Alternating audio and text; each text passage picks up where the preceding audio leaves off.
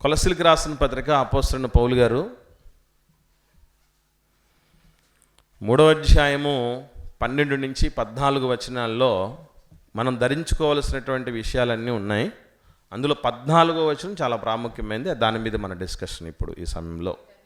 వీటన్నిటికీ పైన పరిపూర్ణతకు అనుబంధమైన ప్రేమను ధరించుకోండి. ప్రేమను ధరించుకోవాలంటే ముందు ప్రేమ అంటే ఏమిటో తెలియాలి. మనకు ప్రేమ ఎవరో తెలియాలి. ఈరోజు ప్రపంచం అంతా ప్రేమమయమైపోయినటువంటి పరిస్థితి. దేశం ప్రేమ దేశం అని చెప్పబడుతున్నటువంటి పరిస్థితి.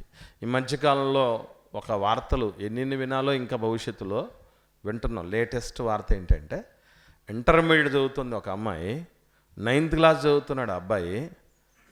ఇద్దరు కలిసి కాపురం చేసి ఒక బిడ్డకు జన్మనిచ్చారు. ఇంటర్మీడియట్ చదివే అమ్మాయి, 9th క్లాస్ చదివే అబ్బాయి. ఏంటి ఏమంటే ప్రేమంట. అందుకే ఇలాంటి పరిస్థితుల్లో ఉన్నప్పుడు ప్రేమకు ఉన్నటువంటి నిర్వచనం ఈరోజు ప్రపంచంలో మారిపోయింది. ఈ మధ్యకాలంలో సోషల్ మీడియాల్లో, సినిమాల్లోనూ, అలాగే చదువుతున్నటువంటి చదువుల్లో పాఠాలు చెప్పేటటువంటి వాళ్ళందరూ కూడా ఎంతోమంది మనం చూస్తుంటాం. పాఠాలు చెప్పాల్సినటువంటి మాస్టర్ ఏం చేశాడట? ప్రేమ పాఠాలు చెప్పాడట. ఇట్లాంటివి కూడా మనం వింటూ ఉంటాం. సో ఇలాంటి పరిస్థితుల మధ్య ఉన్నటువంటి మాకు కోడూరులోనే ఒక ఇన్సిడెంట్ జరిగింది. 9th క్లాస్ చదువుతుంది అమ్మాయి. దాదాపు నా వయసు 46-47 సంవత్సరాల వయసు ఉన్నటువంటి ఒక అతను చికెన్ కొట్టు పెట్టుకుని ఉంటే 3 రోజుల నుంచి ఆ అమ్మాయికి ఏం చెప్పాడో ఏమో, ఆ అమ్మాయిని అనుభవిస్తూ ఉన్నటువంటి విషయం బయటపడడం జరిగింది.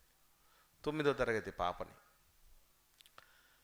చిత్రం ఏంటంటే ఇది కూడా ప్రేమే అట. ఆల్రెడీ కొడుకులు పెళ్ళిడు వచ్చినటువంటి కొడుకులు ఉన్నాడు ఆయనకి.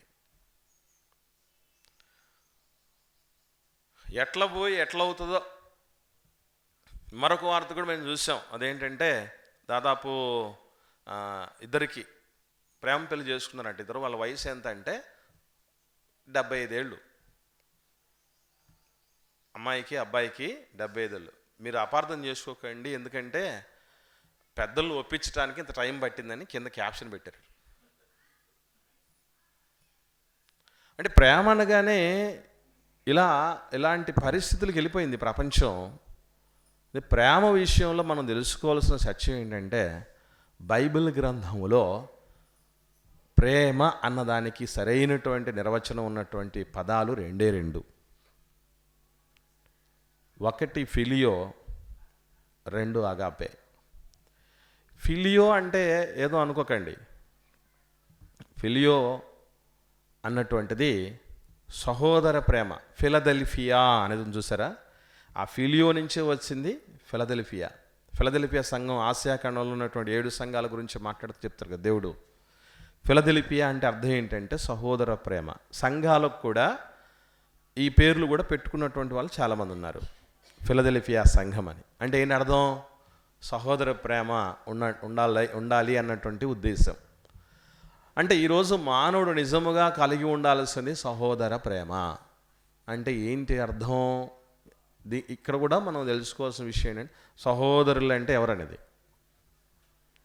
సహోదరులు అంటే అర్థం ఏంటంటే, మామూలుగా జనరల్ మీనింగ్ ఏంటి అంటే, ఒకే ఉదరము నుండి వచ్చిన వారు లేదా పుట్టినవారు అని అర్థం.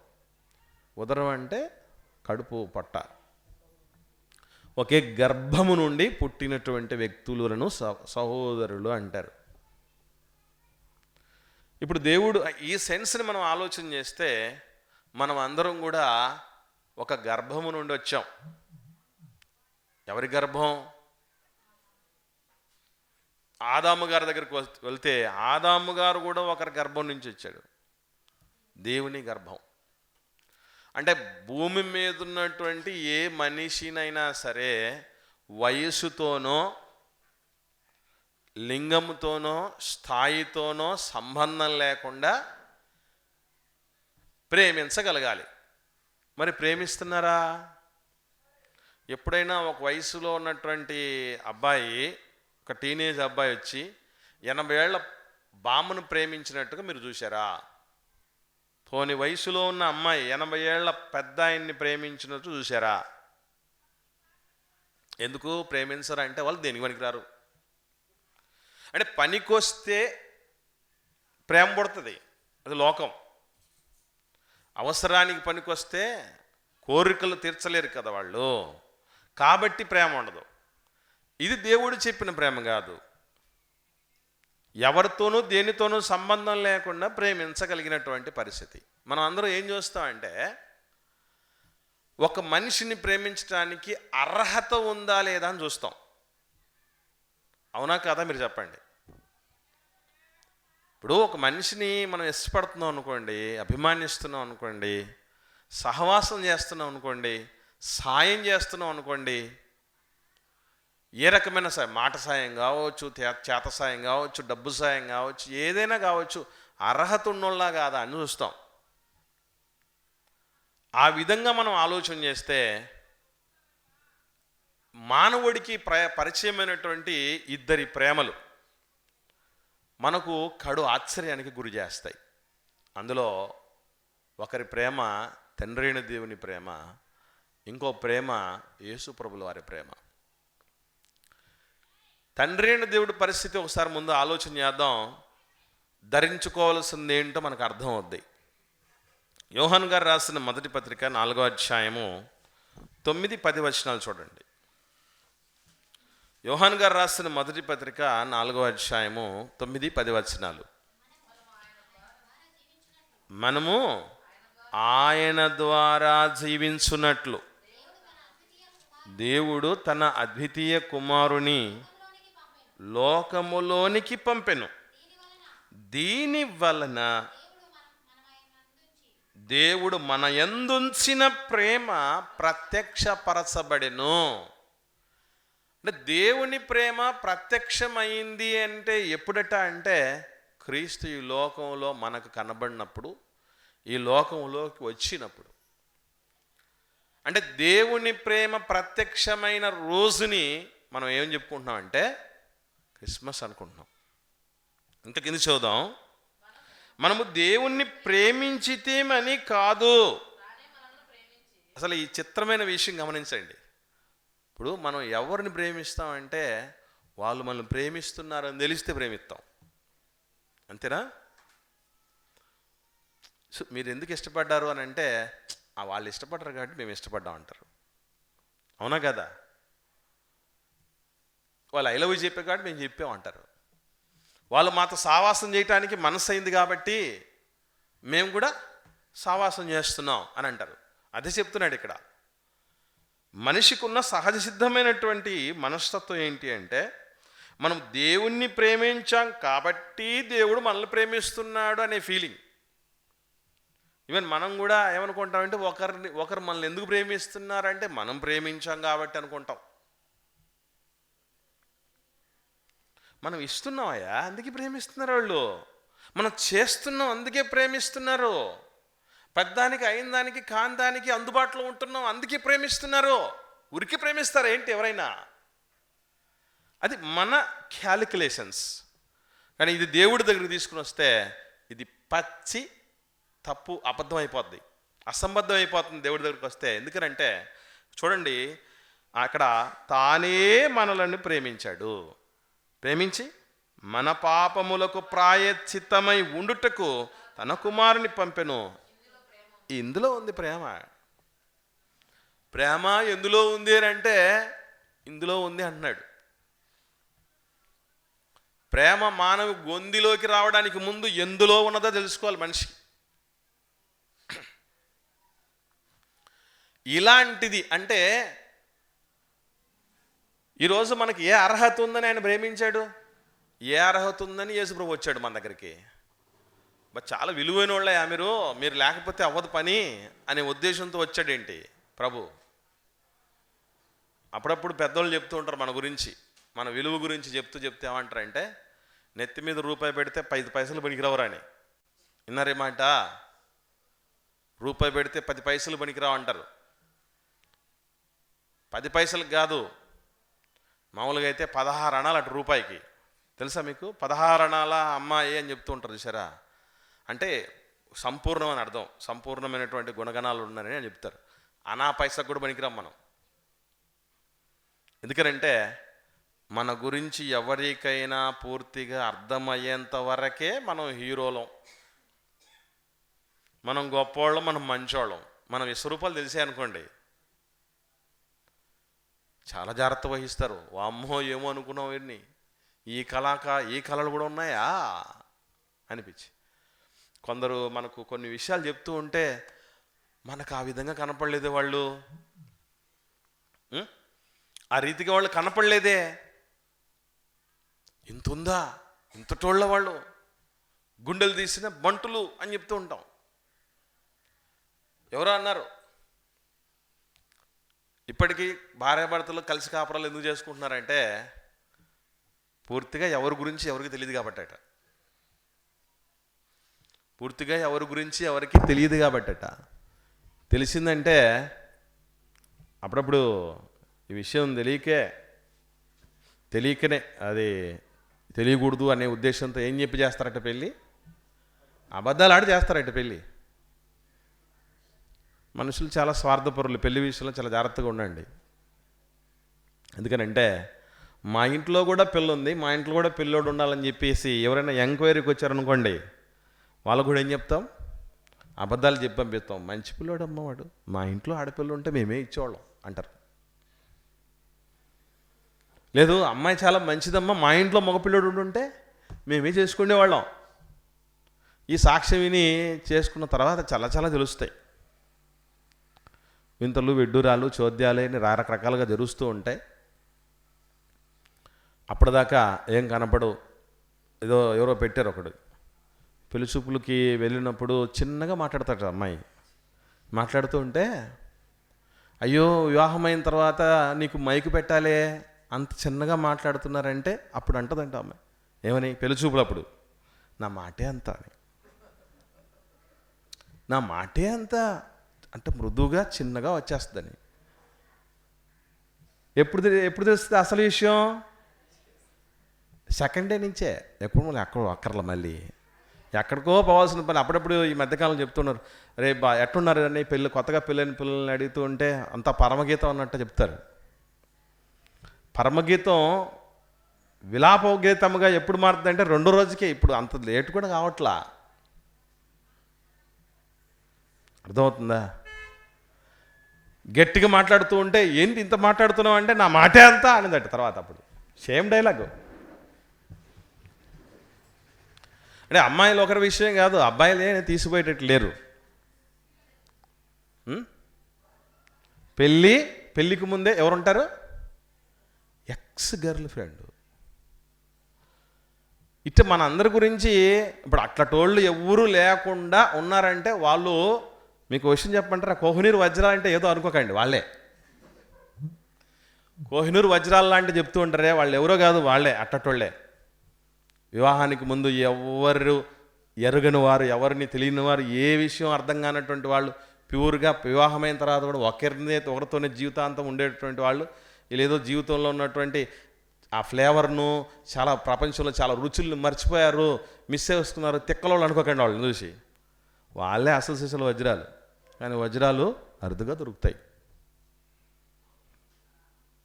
అర్థమైందండి? సరే, ఇవన్నీ మీకు ఎందుకు చెప్తానంటే మన గురించి పక్కాగా 100% తెలిసిన వాళ్ళు ఎవరంటే ఇద్దరు. ఒకటి తండ్రి అయిన దేవుడు, 2 యేసుప్రభుల వారు. మనుష్యుని ఆంతర్యమును ఎరిగిన వాళ్ళు అందరి హృదయములను ఎరిగిన ప్రభువా అని ప్రార్థన చేస్తారు వాళ్ళు. చిత్రమైన విషయం ఏంటంటే మనం ఇట్లాటోళ్ళమని తెలిసినా అరమరికలు లేకుండా ప్రేమించడం చూసారా, అదే ప్రేమ. అంటే మనకు అర్హత ఉందా లేదా, అర్హులమా కాదా, ఈ విషయాలతో సంబంధం లేకుండా సంపూర్ణంగా ప్రేమించడం. యేసుప్రభుల వారి గురించి ఉన్నటువంటి స్టేట్మెంటు నిజంగా ఆశ్చర్యం కలుపుతుందండి. ఎందుకంటే కొన్ని సందర్భాల్లో తండ్రి అయిన దేవుడికి ప్రేమ ఉందంటే పెద్దగా ఆశ్చర్యపడే పరిస్థితి ఉండదు. యేసుప్రభుల వారిలో ఈ ప్రేమ కనపడిందంటే ఆశ్చర్యం కనిపిస్తుంది నాకు. ఎందుకు చెప్పమంటారా? ఆయన ఎక్కడికి వచ్చాడు? దేంట్లోకి వచ్చాడు? దేహంలోకి వచ్చాడు. దేహాన్ని దాల్చొచ్చినప్పుడు కొన్ని బలహీనతలు ఉండడానికి అవకాశం. రెండోది, వచ్చింది లోకంలోనికి వచ్చాడు, దేహంలోనికి వచ్చాడు. వచ్చిన తర్వాత కూడా ఏం చేశాడని రాయబడింది తెలుసండి? ఏమండి, ఒకసారి చూద్దాం. యోహాను సువార్త 14వ అధ్యాయంలో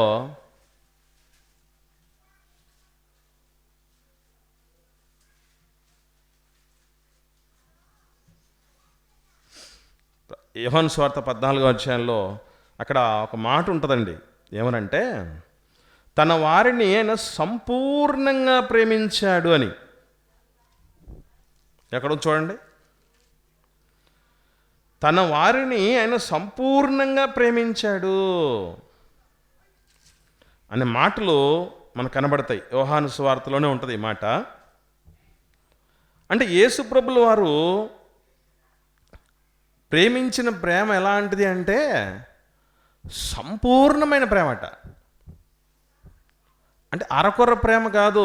మన ప్రేమలన్నీ ఎట్లుంటాయి ఏమండి? మనందరి ప్రేమలు ఎట్లా ఉంటాయంటే అన్ని కండిషన్తో ఉంటాయి. అంటే ఏంటి అర్థం? నువ్వు చూసుకుంటేనే నేను ప్రేమిస్తా, లేదంటే నేను ప్రేమించేది జరగదు. అది జరిగే పని కాదు. నువ్వు నన్ను ప్రేమించినప్పుడు నేను ఎందుకు ప్రేమించాలి నిన్ను? 13వ అధ్యాయంకి వద్దాం. ప్రారంభంలో 13వ అధ్యాయం ప్రారంభం అండి. యోహాను సువార్తలో, తాను ఈ లోకము నుండి తండ్రి యొద్దకు వెళ్ళవలసిన గడియ వచ్చినని యేసు పస్కా పండుగకు ముందే ఎరిగిన వాడై లోకములోనున్న తన వారిని ప్రేమించి వారిని అది అంతము వరకు ప్రేమించడమా? మన ప్రేమ అంతమైపోయేదేమో తప్ప, అంతరించిపోయేది తప్ప అంతం వరకు ప్రేమించే ప్రేమ ఏమండి? మనం ఎట్లా ఉంటామంటే, ఇప్పుడు నేను వాళ్ళతో మాట్లాడట్లేదండి. ఎందుకు అంటే, మరి చాలా రాసుకు పూసుకు తిరిగారంటే అది అప్పుడు, ఇది ఇప్పుడు. అలాంటివి ఉన్నాయా లేవో మన దగ్గర చెప్పండి. మళ్ళీ ఎవరెవరితో అనుకుంటే పొరపాటు. సొంత రక్త సంబంధికుల మధ్య కూడా లేవు ఎలాంటివి. రక్త సంబంధికులు మాత్రమే కాదు, భార్యాభర్తల్లో కూడా. ఇంతకుముందు మీకు ఒకసారి చెప్పాను, అది మర్చిపోయారు, అది గుర్తుందో లేదో. 28 సంవత్సరాలు మాట్లాడుకోలేదట భార్యాభర్తలు ఇద్దరు. అసలు వీళ్ళకు వివాహానికి సంబంధించినటువంటి విషయం తెలుసా? దాంట్లో ఉన్నటువంటి వాల్యూ అనేది తెలిసి అర్థమైందా? సూర్యుడు అస్తమిస్తే సమయం వరకు కూడా మీకు కోపాలు ఉండకూడదు అన్నాడు దేవుడు. అంటే నైట్ అయిపోతే ఏమవ్వాలి? అందరికంటే ముందు ఎవరు కాళ్ళ బేరానికి పోతారో వాళ్ళు గొప్పోలని అర్థం, చేతగాను అని కాదు. లైట్ ఫెయిల్ అవుతుంటే యుద్ధాలు ఆపేశారు, మంచిది. లైట్ ఫెయిల్ అవుతుంటే క్రికెట్ గేమ్ ఆపారు, మంచిది. లైట్ ఫెయిల్ అవుతూ ఉంటే కూలినాలి పనులు చేస్తుంటారు చూసారా, ఆ పనులు ఆపేస్తారు, మంచిది. దీని అంతటికంటే మంచిది ఏంటంటే కోపం ఆపేయాలి. ఎందుకనంటే రాత్రి idle man's mind is devil's den అంటారు. రాత్రి అయ్యేసరికి ఒంటరిగా ఖాళీగా నిద్రపోతాం. అప్పుడు వస్తాయి ఆలోచనలు. ఏమనంటే వచ్చి మొట్టమొదటి ఆలోచన, దయ్యం కలిగించే ఆలోచన ఏమిటో తెలుసా? నా భార్య కోసం నేను ఎంతో చేశాను కానీ ఇది అని మొదలవుతాయి. భర్తకి ఏమొస్తుంది తెలుసా? భార్యకి అయితే ఏమొస్తుంది తెలుసా అండి? మా ఆయన కోసం నేను ఎంతో త్యాగం చేశాను కానీ వీడు. ఆయన ఈయనని మంచి పదాలు ఏం రావు అప్పుడు. మా ఆయన, మా ఆవిడ గారు, మేడం గారు, సారు గారు ఇవన్నీ రావు. వీడు అదే. ఖచ్చితంగా వస్తాయి. అంతము వరకు ప్రేమించిన ప్రేమ అటు తండ్రిది, ఇటు ప్రభుది. అసలు లోబడనొల్లన్నీ ప్రజల వైపు దినమెల్లా 24/7 అనేది కొన్ని చోట చూస్తూ ఉంటాం. అంటే ఏంటి అర్థం? అది రోజుకి 24 గంటలు, వారానికి 7 రోజులు మేము అందుబాటులో ఉంటాం. అదే మెడికల్ షాప్ మీద కొన్నిటికి ఏం రాస్తుంటారంటే ఏటీఎం అని రాస్తుంటారు. ఏటీఎం అంటే ఏంటి అనుకుంటున్నారు? Any time medicine. Any time medicine. ఏటీఎంలు అంటే మనకు డబ్బులు విత్డ్రా చేసేది అంటారు. మామూలుగా ఇది ఎనీ టైం మనీ అంటారు తెలియని వాళ్ళు.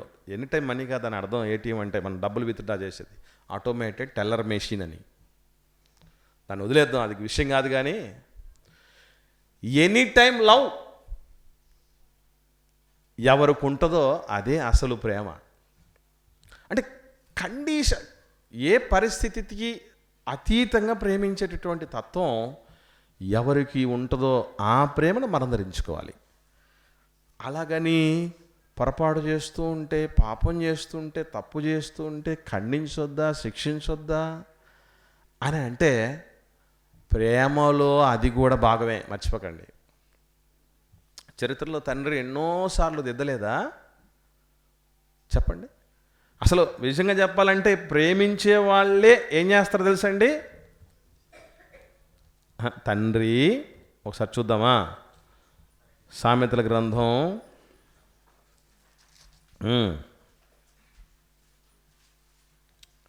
సామెతల గ్రంథంలో దేవుడు చెప్పినటువంటి ఒక అద్భుతమైనటువంటి మాట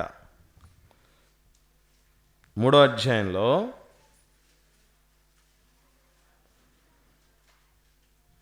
ఓ మాట ఉంటుంది చూడండి, 12వ వచనం. తండ్రి తనకు ఇష్టుడైన కుమారుని గద్దించు రీతిగా యెహోవా తాను ప్రేమించిన వారిని. ఎవరిని పడితే వాళ్ళని మనం గద్దించాం. కావాలంటే ఒకసారి టెస్ట్ చేసుకొని చూడండి. పక్కింటోడు తప్పు చేస్తుంటాడు, ఇంట్లో మన కొడుకు తప్పు చేస్తుంటాడు, ఎవరిని గద్దిస్తారు? ఏమయ్యా వాడు తప్పు చేస్తున్నాడు కదా పక్కింటోడు, వాడిని కూడా గద్దించకపోయావు అంటే ఏమంటాం? వీడు నా కొడుకు, నేను ప్రేమించే బిడ్డ, వీడిని గద్దించకపోతే ఎవరిని గద్దించమంటావు అంటుంటారే. అంటే ప్రేమలో గద్దించైనా హక్కును చేర్చుకుంటాం. అప్పుడప్పుడు చూడండి, ఒళ్ళు వాయగొడతారు పిల్లల్ని కొంతమంది. అమ్మ కానీ నాన్న కానీ, బిడ్డను కొడుకును కానీ కూతుర్ని కానీ. మళ్ళీ ఏం చేస్తాం? వదిలేస్తాం ఏంటి? మళ్ళీ దగ్గర చేసుకుంటాం. ఎవరు వాతలు పెరికారో వాళ్ళే వెన రాస్తారు కదా. ఎవరు కన్నీళ్ళు తెప్పించారో వాళ్ళే దుడిచేస్తారు. ఎవరు గాయం చేశారో వాళ్ళే కడతారు.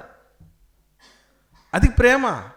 ప్రేమించిన వారు చెడిపోతూ ఉంటే చూస్తూ ఉండటం ప్రేమ కాదు. అది ఎవరి గురించి అనుకుంటామంటే మనకు సంబంధం లేని వాళ్ళని ఎవడ ఎట్ల పోతే మనకెందుకులే అనుకుంటాం. అర్థమవుతుందా? ప్రేమనగానే చాలామంది పొరపడుతూ ఉంటారు.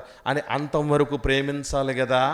కాబట్టి ఎవడు ఏం చేస్తూ ఉన్నా మనం ఓకే, వెరీ గుడ్, శబాష్ డాడీ, నేను వ్యభిచార కొంపకు పోయొచ్చానంటే వెరీ గుడ్ నాన్న, ఇంకోసారి పో అని కాదు చెప్పాల్సింది. వాడికి దాని వెనక ఉన్నటువంటి పర్యవసానాలు తెలియదు. చిన్నవాడు కదా. ఏమంటారు లోకంలో? పిల్లకాకి ఏం తెలియదట? ఉండేలు దెబ్బ తెలియదట. అంటే ఏంటి అర్థం? మనం క్యాటపల్ట్ అంటాం కదా, దాని దెబ్బ తెలియదు. ఎందుకంటే దెబ్బ పడేదంతా పెద్దోటికి కదా. చిన్నపిల్లకి ఏముండదు, పెద్దల యొక్క సంరక్షణలో ఉంటారు కాబట్టి తెలియదు. కాబట్టి నాయన నీకు ఇప్పుడే తెలీదు, జాగ్రత్త వహించు అని బిడ్డలకి మనం నేర్పించాల్సింది కూడా ప్రేమే, మర్చిపోకండి.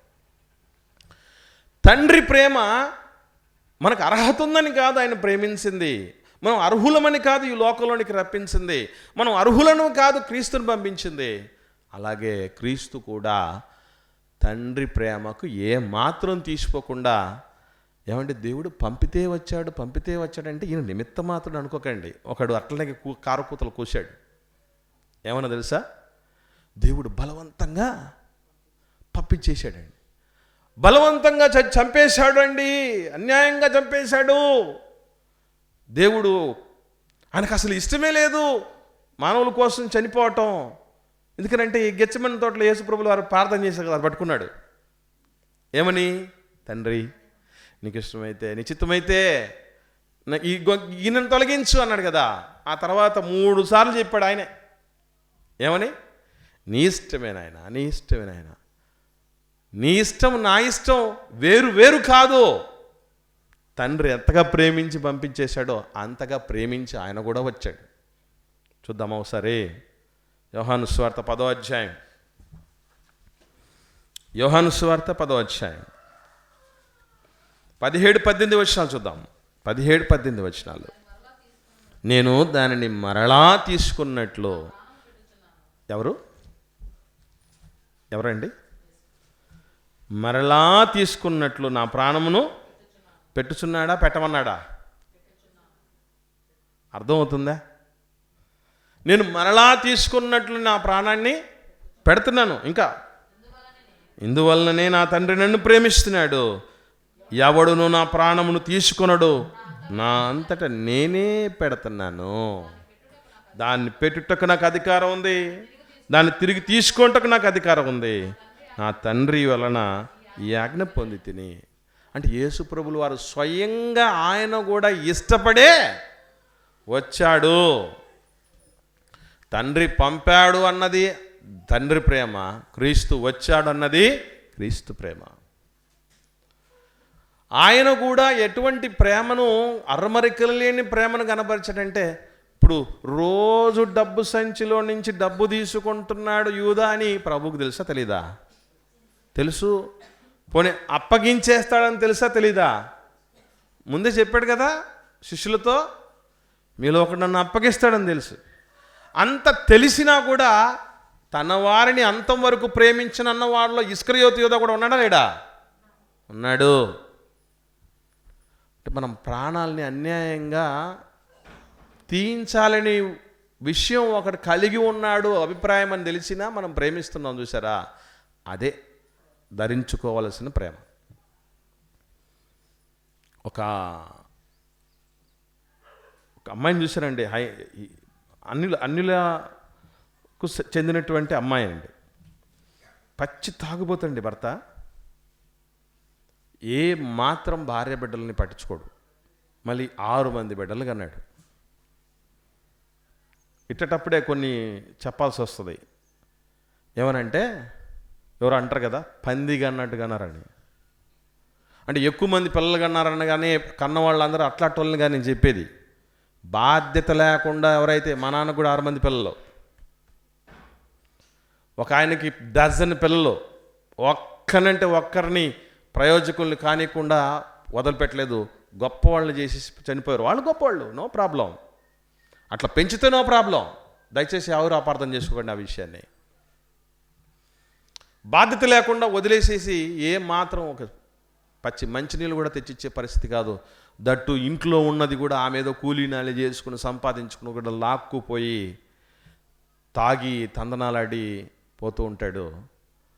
ఒకానొక సమయంలో ఏం చేశాడంటే, కాళ్ళు చేతులు కట్టేసి నోట్లో బట్ట కుక్కి భార్యకి ఒంటి నిండా కిరోసిన్ పోసి నిప్పు అంటించేసి బయటకు వచ్చి గడి పెట్టుకొని వెళ్ళిపోయాడు.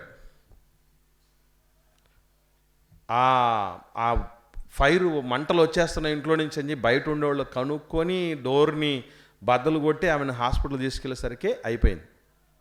లాస్ట్ బ్రీత్లో ఉంది. పోలీసులు వచ్చి వాంగ్మూలం తీసుకుంటూ ఏం చెప్పిందో తెలుసా? పొరపాటున నేనే ఇది చేసుకున్నాను, గ్యాస్ ఏదో లీక్ అయిందనో లేక ఇంకొకటో మొత్తానికి ఇది నా తప్పే, ఇందులో మా ఆయన తప్పే లేదని చెప్పేసిందండి. దీన్ని అంటారు ప్రేమని. అసలు ఇంత దుర్మార్గ పని చేస్తే వాడి కోసం చెప్పాలి కదా. కానీ ఏం ఆలోచన చేసింది ఆ తల్లి అంటే, ఎందుకోసం చెప్పిండు వచ్చి చెప్పండి. పిల్లల మీద ఉన్నటువంటి ప్రేమతో కనీసం వాడన్నా ఉంటే ఒక్కసారి కాకపోతే ఒక్కసారన్నా చూసుకోవడానికి అవకాశం ఉంటుంది కదా. వాడు జైలుకి వెళ్తే, వాడు చచ్చిపోతే, నేను చచ్చిపోయి, మా ఆయన చచ్చిపోతే నా బిడ్డల సంగతి ఏమవుద్దని ఆలోచన చేసింది. ఈ రోజుట్లో అట్టి దేవుడి ప్రేమను, అట్టి క్రీస్తు ప్రేమను ధరించుకున్న ప్రేమలు కనపడట్లా. ఈవెన్ సొంతోళ్ళను కూడా ప్రేమించటం లేదు. ఇంట్లోకి సరుకులన్నీ తీసుకుని వచ్చి అన్నీ మొత్తం చూసుకుంటేనే ప్రేమించాలి భర్తని, లేకుంటే అసలు నువ్వు మొగుడివి కాదు మగాడివే కాదు అనేవాళ్ళు దేవతలు ఉన్నారు. ఒక ఆయనకి పెరాలసిస్ వచ్చిందండి. కోడూరులో నేను చూశాను. కార్పెంటర్ పని చేస్తాడు, అద్భుతమైనటువంటి కార్పెంటర్. పెరాలసిస్ వస్తే ఏం చేశారంటేనండి, కొడుకులు ఇద్దరు ఉన్నారు, ఒక కూతురుంది, భార్య ఉంది. అప్పటిదాకా అంతా దోచుకొచ్చి భార్యకి పిల్లలకి సమస్తం అనుకొని పెడుతూ చేస్తూ ఉంటే ఆయనకి పెరాలసిస్ వచ్చేసరికి పూర్తిగా వదిలేశారండి ఆయన. బస్ స్టాండ్లలో అడుక్కు తింటూ బతికొండగానే కాళ్లకు చేతులకు పుండ్లయ్యి పురుగులు పట్టినటువంటి పరిస్థితుల మధ్య అట్లాంటి వాళ్ళని మేము బస్ స్టాండ్కి వచ్చి బస్ కోసం వచ్చినప్పుడు అడిగితే వాళ్ళు చెప్తారు, నేను ఈ విధంగా ఉండేవాడిని, మంచి కార్పెంటర్ని సార్, బాగా బతికినవాడిని, లక్షలు చూసినాను సార్ ఈ చేతుల్లో, నాకు పెరాలసిస్ వచ్చిన తర్వాత నా భార్య నా పిల్లలు వదిలేశారు సార్ అని. అలాంటి స్థితి ఈరోజు. నువ్వు బాగుంటేనే, నువ్వు మాట వింటేనే నేను చేస్తానండి, ప్రేమిస్తానండి. ఎంతమంది లేరు అలాంటి వాళ్ళు. అది మంచిది కాదు ప్రియులారా. దేవుడు ధరించుకోమన్న ప్రేమ కాదు అది. తప్పు చేసినప్పుడు దండించడం తప్పు కాదు, అలాగని పూర్తిగా ద్వేషించటం తప్పు. తప్పు చేసినప్పుడు దండించటం, దండించిన తర్వాత దానికి తగినటువంటి ప్రేమను కూడా కనపరచడం మంచిది. అది చాలా శ్రేష్టమైంది. దేవుడు చేస్తున్నది అదే. యేసు ప్రభుల వారు కూడా ఏం చేశాడో తెలుసా? పస్కా పండుగ నాడు వచ్చి దేవుని ప్రార్థన ఆలయాన్ని దొంగల గుహగా చేసినప్పుడు ఆయన చేసిన పని కూడా తెలుసు. అది ప్రేమలో భాగమే. నా తండ్రి ఇంటిని దొంగల గుహగా చేయకండి, వ్యాపారపు ఇల్లుగా చేయకండి, సమస్త జనులకు ఇది ఆరాధన మందిరం లాంటిది, ఇలా చేయకండి అని ఆయన కోపపడడం జరిగింది. కోపగించుకున్న వాళ్ళకే ప్రేమ ఎక్కువటండి, ప్రేమించే వాళ్ళే కోపగించుకుంటారటండి. ఆ కోపంలో కూడా ప్రేమ ఉంటుంది, మర్చిపోకండి. కనుక దీనిని ఈరోజు మనము ధరించుకోవాలి. వాళ్ళిద్దరి ప్రేమను ధరించుకున్న వాళ్ళలో అందరికంటే ముందున్న వాళ్ళ అపోస్తలు. వీళ్ళెంతటోళ్ళు అంటే, ఒక ప్రాంతానికి వెళ్ళి పౌలు గారు పరిచర్య చేశారు. అద్భుతమైన పరిచర్య, మామూలు పరిచర్య కాదు. లుస్త్రలో బలహీనమైన పాదాలు కలిగిన వాడిని బాగు చేస్తే దేవతలు మనుష్య రూపం దాల్చి భూమి మీదకి వచ్చేసారని చెప్పేసి అందరూ పూజలు చేయాలని, బలులు అర్పించాలని కోలాహలంగా ఉంటే మరికొంతమంది యూదులు ఇంకొంతమందిని కూడగట్టుకొని పౌలు గారి మీద రాళ్ళు రువ్వి చచ్చిపోయాడు అనుకొని ఈడ్చేస్తున్న పరిస్థితికి వస్తే మళ్ళీ అదే ప్రదేశానికి వెళ్ళి సువార్త చెప్పాలనుకున్నాడు. ఎందుకనంటే ఈరోజు మనతో అభిప్రాయం భేదంగా ఉన్నటువంటి వాళ్ళనే మనం దూరం పెడతాం. అవునా? మన అభిప్రాయం మనతో వాళ్ళకి అలవట్లేదులే అని దూరం పెట్టేటువంటి పరిస్థితిలో ఉంటాం మనం. చాలామంది మన డిస్కషన్ జరిగింది యేసుప్రభుల వారి దైవత్వ నిత్యత్వం మీద. జరిగిన తర్వాత కొందరు మమ్మల్ని వేరే విధంగా చూస్తున్నారనే మాట చెప్పడం జరిగింది. దానివల్ల ఎవరికి ఏం ప్రయోజనం లేదండి. దగ్గరుంటేనే ఎవడైనా మారడానికి అవకాశం ఉండేది. కలిసి ఉంటేనే కలదు సుఖం అన్నట్టు. ఎందుకు ప్రభు తనతో పాటు 3.5 సంవత్సరాలు తిప్పుకున్నాడు తెలుసా? అట్లా ఉంటేనే మారడానికి అవకాశం ఉండేది. నువ్వు దుర్మార్గుడివనో, లేకపోతే దొంగవనో, లేదనే చేతగాని వాడువనో, కృతజ్ఞత లేనివాడవో, తిన్నింటి వాసాలు లెక్క పెడతానో అని వాడు దూరం పెడితే లోకంలో ఉన్నటువంటి వాళ్ళకి ప్రభుకి ఏం తేడా ఉంది చెప్పండి? నిలువున యేసు ప్రభులో వారిని దున్నబడినటువంటి ఒక పొలములాగా ఆయన దేహాన్ని చేస్తూ ఉన్నా క్షమించాడు. చూసారా? అది ప్రేమ. అలాంటి ప్రేమ తండ్రిలో కనపడింది, క్రీస్తులో కనపడింది, అపోస్తలులో కనపడింది. ఈరోజు మనలో ఉండాలి. దేవుని పిల్లలుగా మనము ధరించుకోవాల్సిన ప్రేమ అది.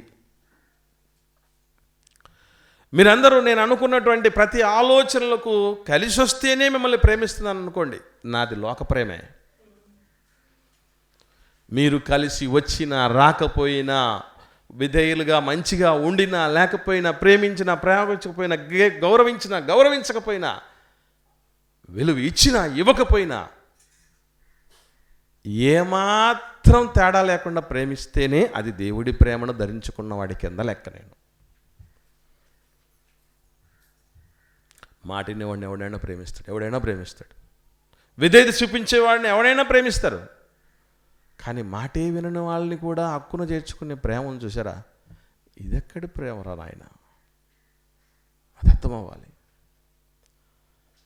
చిన్న బిడ్డలకు మన మార్పును ఉంది, చిన్నపిల్లల వంటి వాళ్ళు అవ్వాలని ఊరికే చెప్పాడు యేసుప్రభుల వారు. చిన్న బిడ్డల్ని బాగా కొడుతుందండి అమ్మ. చెప్పిన మాట విననప్పుడు సతాయిస్తే వాళ్ళు ఈ మధ్యకాలంలో చాలా ఎక్కువయ్యారండి. ఒకప్పుడు పరిస్థితులు ఏంటో తెలుసా అండి? ఎందుకు పిల్లల్ని ఎక్కువ మందిని కలిగి ఉండడానికి సాహసించేవాళ్ళు పెద్దవాళ్ళు అంటే, ఈరోజు మన పిల్లలు, ఇప్పుడున్న పిల్లలు చుక్కలు చూపించినట్టుగా లేని పరిస్థితి. అప్పుడు అసలు ఎప్పుడెప్పుడో మా అమ్మ గారి విషయంలో చెప్పేటప్పుడు ఆశ్చర్యం అయినటువంటి పరిస్థితులు కొన్ని చెప్తూ ఉంటారు. 6 మంది పిల్లలు అయితే 3 పిల్లలు ఇంట్లోనే డెలివరీ. ఇది కూడా ఎట్లాగోనంటే సాయంత్రం వచ్చి అందరితో పనికి వెళ్ళేసి మాట్లాడేసి అయిపోతే మరుసటి రోజు తెల్లవారికి డెలివరీ, రాత్రికి డెలివరీ అయిపోయి తెల్లవారి పనికి పోతారట. ఏమైందమ్మా లచ్చమ్మ అని అంటే అప్పుడు చెప్తాడు కొడుకు పుట్టాడో కూతురు పుట్టిందని. అంటే వాళ్ళు నైట్కి ఈరోజు గమనించండి పరిస్థితులు ఎట్లా ఉన్నాయి. అయ్యో నెల తప్పిందని తెలియగానే ఎన్ని సమస్యలు, ఎన్ని ప్రపంచం అంతా తలకిందులు అయిపోయినట్టు భావించి నువ్వు బరువులు ఎత్తకూడదు, అవి చేయకూడదు, అట్లా ఉండకూడదు, ఎట్లా ఉండకూడదు. వామ్మో, లేని భయాన్ని ఆడపిల్లకు పుట్టించేసి మనం భయపడి హాస్పిటళ్ళకని వాటి చుట్టూ తిరిగేసి తర్వాత వచ్చేసి టెస్టులని అవని ఇవని ఇంత చేస్తే ఆఖరికి ఏంటి, ఈ చివరి నుంచి ఆ చివరి వరకు కడుపు కోసి పిల్లల్ని తీయాలి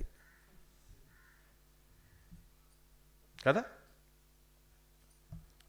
ఇంత ఇబ్బందులు పెడుతూ ఉంటే బాగా కొడతారండి. కొట్టిన తర్వాత కూడా పిల్లలు ఆ చిన్న బిడ్డల మనస్తత్వాన్ని గమనించండి. పో అని తోసేసినా కూడా ఏం చేస్తారు తెలిసిన వాళ్ళు మళ్ళీ మన దగ్గరకు వచ్చేస్తారు. ఆ మనస్తత్వం గమనించండి. నువ్వు వద్దు పో, నువ్వు నాకు సంబంధించి, నువ్వు నాకు పుట్టలేదు అని పో, తోసేసినా కూడా వచ్చేస్తారు. చూసారా? అలాంటి ప్రేమ ఉండాలి. నువ్వు నాకు అవసరం లేదు, మీతో మాకు పని లేదన్నటువంటి రీతిగా ఉన్నా కూడా ప్రేమించగలిగినటువంటి ఆ మనస్తత్వం చాలా మంచిది. అందుకే పిల్లల వంటి మనస్తత్వంతో బతకండి అంటాడు దేవుడు. మనకెక్కడది అట్లాగా? కనీసం కొడుకులు కూతుర్లు చిన్న బిడ్డలుగా ఉన్నప్పుడన్నా ఒరే గమనించి చావండిరా బాగుపడతారని పెట్టాడు. పోనీ కొడుకులతో కూతుర్లతో కుదరకపోతే తర్వాత కూడా ఇంకొక అవకాశం ఇవ్వబోతాడు. ఏంటది? మనవాళ్ళు మనవరాలను చూసి బుద్ధి తెచ్చుకోండి. ఆ చిన్న బుక్కు పచ్చడాలను ఆ బిడ్డల మనస్తత్వాలను చూసిన చిగ్గు తెచ్చుకోండి, బుద్ధి తెచ్చుకొని బతకండి అండి. మనకి ఇస్తున్న అవకాశాలు అవి దేవుడు. అన్నిటినీ పోగొట్టుకుంటే ప్రేమ లేని వ్యర్థులమైపోతాం. అందుకే తండ్రి నీతిమంతుల మీదను అనీతిమంతుల మీదను తన సూర్యుడిని ఉదయింపజేస్తున్నాడు, తన వర్షాన్ని కురిపిస్తున్నాడు. నీతిమంతుడిని అనీతిమంతుడి అందరినీ అద్భుతంగా ప్రేమించి హక్కున చేర్చుకున్నాడు. నా యొద్దకు వచ్చి వాడిని ఏమాత్రం తోసివేయను అన్న ప్రేమను చూపించాడు క్రీస్తు. ఈ ఇద్దరిని కలిగి ఉన్నటువంటి మనం అంగట్లో అన్నీ ఉన్న అల్లున్నోట్లో శనుందన్నట్టుగా తయారయ్యాం. అది ఎప్పటికీ మనకు తగింది కాదు ప్రియులరా. సంఘానికి వస్తున్న సమయంలో వారాలు నెలలు గడిచి కొద్దీ సంవత్సరాలు గడిచి కొద్దీ మనలో మార్పు రావాలి. దేవుడు మాటతోనే మారనోళ్ళం ఎవడితో మారుతాం మనం చెప్పండి? దేనివల్ల మారుతాం మనం? అసలు ఏం చేస్తే మారటానికి ఉంది? ఆయన తన వాక్కును పంపి వారిని బాగు చేసాను అంటాడు. బాగా అవడానికి సిద్ధంగా ఉన్నా చెప్పండి.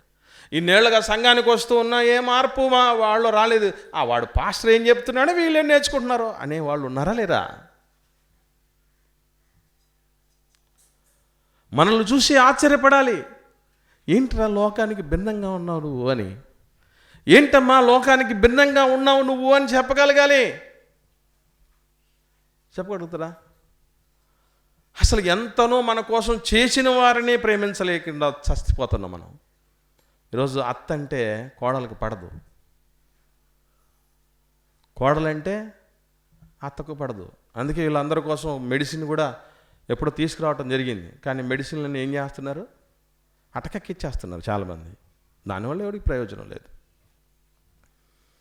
కాబట్టి ప్రియులరా, ఫస్ట్ ప్రేమించిన వాళ్ళనే మనం ప్రేమించలేకున్నాం. ఫస్ట్ ఆ పని చేద్దాం. నెక్స్ట్ స్టెప్ ఏంటి అంటే శత్రువుని ప్రేమించు అన్నాడు దేవుడు. ఈ శత్రువును ప్రేమించు అన్నాడు. ఆ మనస్తత్వం ఉంది మనకి. యేసుప్రభువుని ప్రేమించాడండి, తండ్రి ప్రేమించాడండి, అపోస్తలులు ప్రేమించారండి. అయ్యో వీళ్ళు ఏమైపోతారో అని పరితపించిపోయారు వాళ్ళు. మనకు అది ఉందా? బెట్టు చేస్తాం మనం, గట్టు దిగం. ఎవరికి మేలు అది? ఎవరికి ప్రయోజనం అది?